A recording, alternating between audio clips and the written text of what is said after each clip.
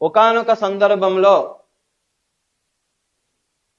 ధర్మరాజు భీష్మాచార్యులు అని అడుగుతారు, తాతయ్య